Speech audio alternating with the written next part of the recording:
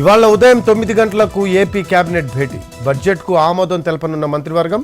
10 గంటలకు సభలో ప్రవేశపెట్టనున్న పయ్యావుల కేసు.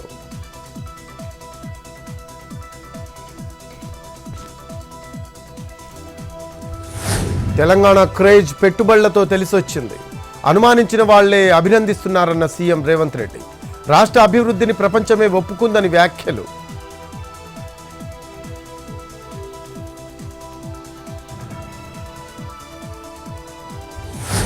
ప్రాజెక్టులను సర్వనాశనం చేసిన ఘనత కేసీఆర్, హరీష్లదే. ఎస్ఎల్బీసీ సొరంగంలోని కార్మికులను రక్షించేందుకు తీవ్రంగా శ్రమిస్తున్నామన్న ఉత్తమ్. మాజీ మంత్రి మాట్లాడినవి అబద్ధాలు అని వ్యాఖ్యలు. సీఎం రేవంత్ రెడ్డికి కేంద్ర మంత్రి కిషన్ రెడ్డి సవాల్. ఏ ప్రాజెక్టును అడ్డుకున్నానో చూపించాలని ఛాలెంజ్. చేతకానితనాన్ని ఇతరులపై రుద్దుతారా అంటూ ధ్వజం.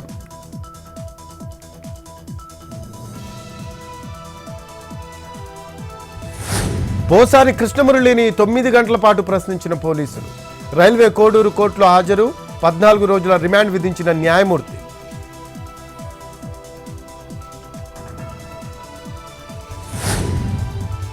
ఎస్ఎల్బీసీ టన్నెల్లో కొనసాగుతున్న సహాయక చర్యలు.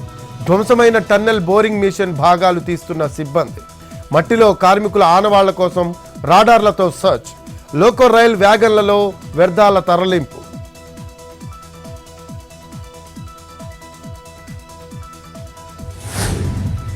బ్యారేజీల్లో నీటిని నింపమన్నది నాటి ప్రభుత్వమే. అప్పటి సీఎం, మినిస్టర్ ఆదేశాలతోనే నిర్మాణ స్థలాల మార్పు. కాళేశ్వరం కమిషన్కు తెలిపిన మాజీ ఈఎన్సీలు పొంతల్లేని సమాధానాలు ఇస్తున్నారంటూ జస్టిస్ ఘోష్ ఆగ్రహం.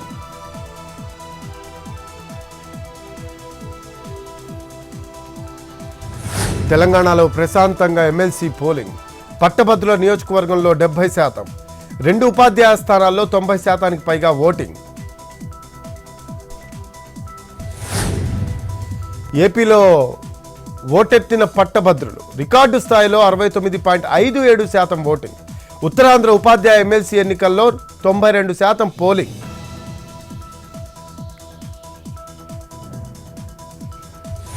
శ్రీశైలం, నాగార్జున సాగర్ నీటిని జాగ్రత్తగా వాడుకోవాలి.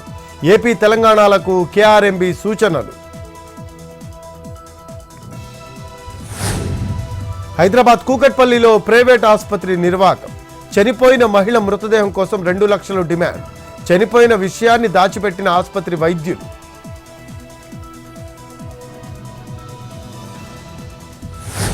ఓటర్ల జాబితాల్లో అవకతవకలు జరుగుతున్నాయి. నకిలీ ఓట్లతోనే ఢిల్లీ, మహారాష్ట్ర ఎన్నికల్లో బీజేపీ గెలుపు. ఇతర రాష్ట్రాల నుంచి తీసుకొస్తున్నారన్న మమతా బెనర్జీ. అలా చేస్తే ఈసీ ముందు ధర్నా చేస్తారని వార్నింగ్.